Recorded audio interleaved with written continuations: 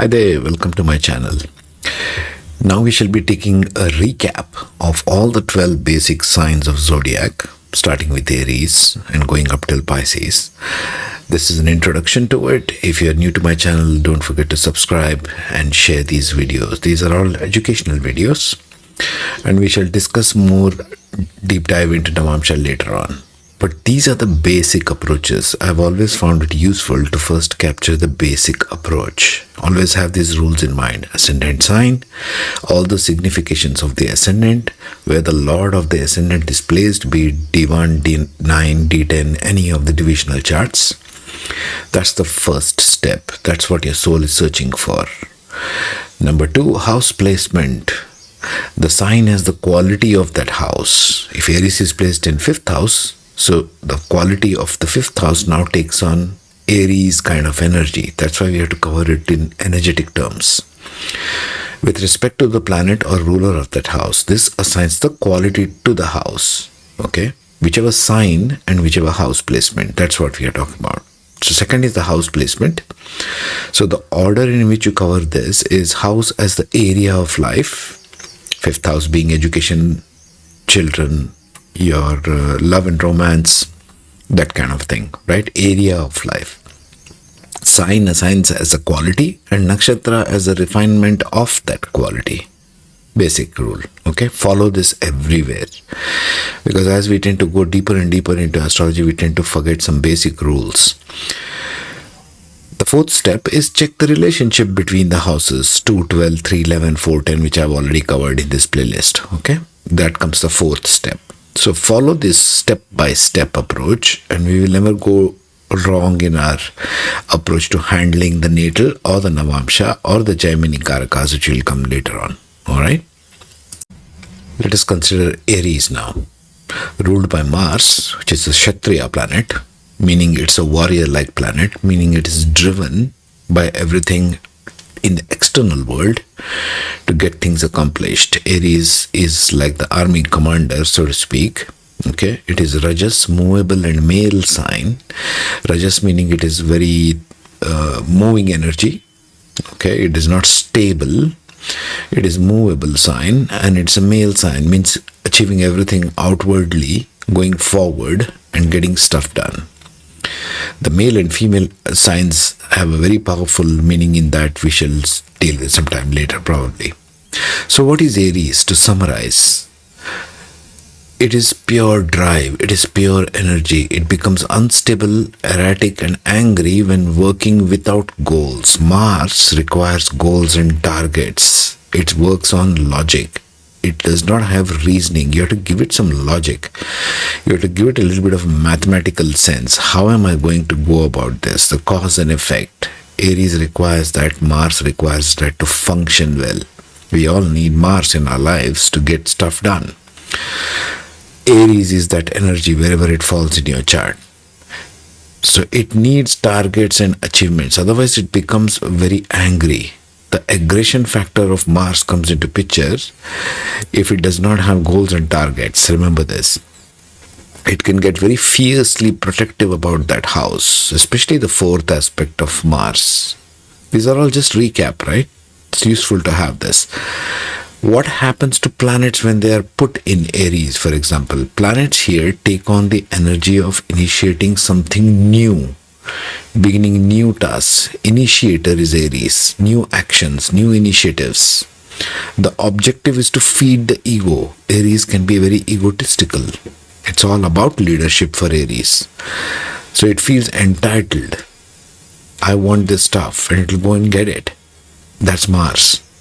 We'll work and act on those attributes. We will take some examples a little later on.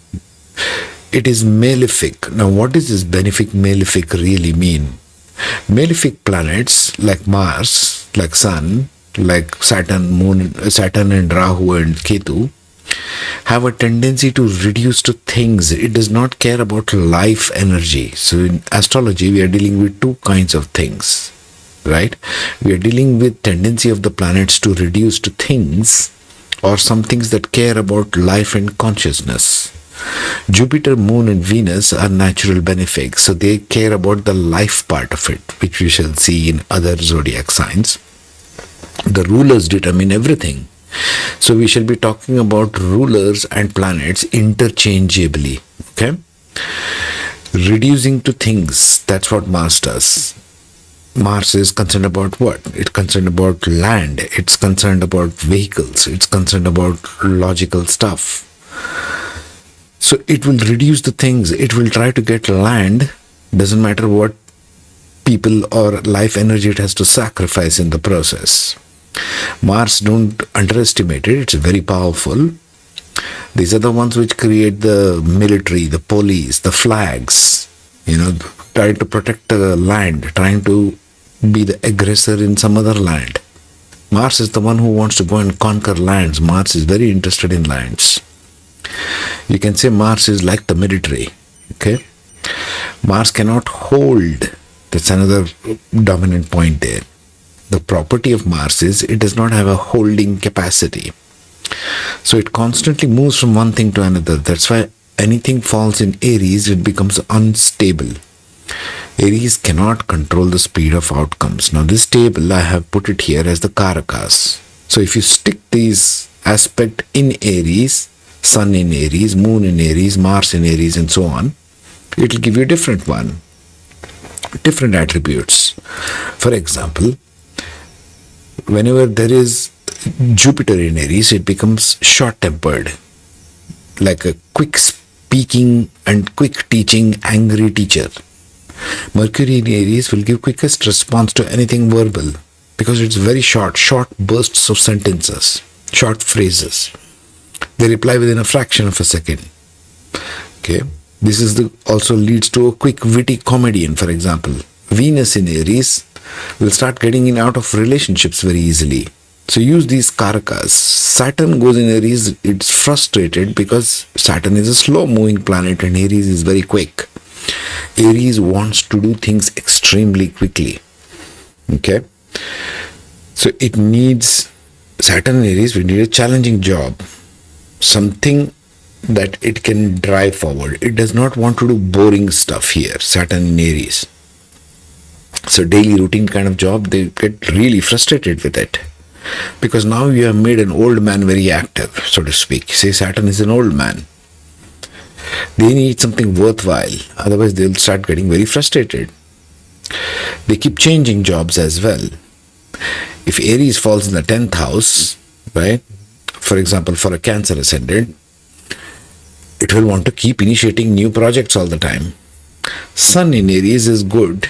It is exalted, typically, because it has got its Kshatriya planet. Sun is also Kshatriya. So it's like a similar buddies, right? Sun is very disciplined. Sun is all about timing. So he uses the energy of Mars very effectively. Rahu in Aries, for example, it becomes a very strong outburst, very uncontrollable energy. Moon in Aries, for example, thinks three things at the same time. This is how different planets act within different contexts. Moon in Aries also can eat food very quickly. For example, Moon stands for food, right? So you apply these kind of principles when you want to get to the root of how to analyze different things. Venus in Aries, they want to cook very fast. Venus is about refinement, which is cooking. Saturn in Aries will keep on changing their shoes. Saturn stands for shoes. The ones who keep on buying different shoes all the time. Can't do that. So you apply these significations listed in this table and you will get that kind of energy. The planets tend to take on the energy of the sign which it is placed in. Okay. Now let's briefly see what it results in different ascendants. The Aries ascendant, because ascendant is a dominant governing personality, that's who you are, he will take that Martian energy of initiation to all areas of life. It doesn't shift much for Aries ascendant. Okay. Now for the Taurus ascendant, as you can see, the Aries has moved to the 12th house. Remember, always the house. So 12th house, among other things, stands for Foreign places stands for spending. Everything which you are spending, essential core energy of 12th house is spending. What are you spending on? 11th house is earned wealth, 12th house is where you all spend it. That has an Aries kind of energy for the Taurus ascendant. That means they are always focused on controlling their expenses, because Taurus is the house of resources. It wants to control the expenditure. For a Gemini ascendant, they are always focused on where am I going to get the money from, because it's 11th house of gains. And Mercury, being the trader, which you shall see in Gemini, is all about money. It wants to see what I can gain from things. It's a very selfish sign, Gemini. So in the Aries being in the 11th house, it will get more focused on the gains part of things. What am I going to gain from others? Okay? Tends to activate things. If you want to get the attention of somebody, focus on their Aries house. They will immediately get activated. Aries is an activator. For the Cancer ascendant, talk to them about their profession. What new projects are you initiating? Because Aries has now come to the 10th house, right? So it's always interested in starting new stuff. Aries is very excited about starting new stuff. After all, we humans crave for all new things in our life always. For a Leo ascendant, these are the people who could start new religions, new faiths. It's come to the 9th house. It might be interested in long distance travel. 9th house is also for long distance travel. When Leo ascendant wants to get inspired, it is better to go in for long distance travel, for example. It will give them insights into starting something new in their lives. For a Virgo ascendant, they are all concerned about the 8th house matters, like inheritance. Dominantly, it's about others' wealth. Virgo ascendant is always concerned, where am I going to get the money from? Who is going to give me? I need my inheritance back. They can get very aggressive about it. They can keep having legal court cases because of this. You see how this works? For the Libra ascendant, now it has come to the 7th house. This is why Libra is always concerned about partnerships, because 7th is in the 1st house. What occupies their mind is always their partner, their intimate other, right? So when you talk about partnerships, when you talk about relationships, Libra gets very excited, and they are always looking for new partners, because Aries is a moving sign. Remember, we just spoke of Aries cannot hold on to things. So wherever number 1 comes, it cannot hold on to that. This becomes unstable. Libra, that's why, are the ones who keep jumping from bed to bed. They change many partners. They have a lot of partnership issues. Scorpio, on the other hand, wants to keep doing different kind of work, daily routines. Scorpio might even fight with the spouse, okay? Because it's a house of fights. Initiating new stuff in daily routines, that might be a Scorpio stuff. For Sagittarius, they might be very concerned about their kids. Anything to do with the children, because it's a sign ruled by Jupiter on the ascendant. It's all about children. Jupiter is concerned about children. So the dominant focus for a Sagittarius ascendant will be children, the house of education and children. If you talk to Sagittarius about education and children, they'll get highly active. Yes, I want to educate myself. I want to study something new all the time. Aries is something new. For a Capricorn ascendant, their home life, anything to do with their mother, becomes very active. So their home life is very unstable for a Capricorn ascendant. Okay? Because now you are stuck the Aries and fiery energy in the home front where it is supposed to be peaceful. They can get triggered with their mother, for example. Capricorn ascendants typically may have a lot of fights with the mother, difference of opinion with the mother, because 4th house stands for mother. For a Capricorn ascendant, if they get out of the house and move with others, there will be more peace, because the 4th sign is in the 7th house. We'll come to that later. For the Aquarius, house of skills. You ask an Aquarius ascendant to develop more skills. They will always want to shift from one thing to another in developing their skill sets, their hobbies.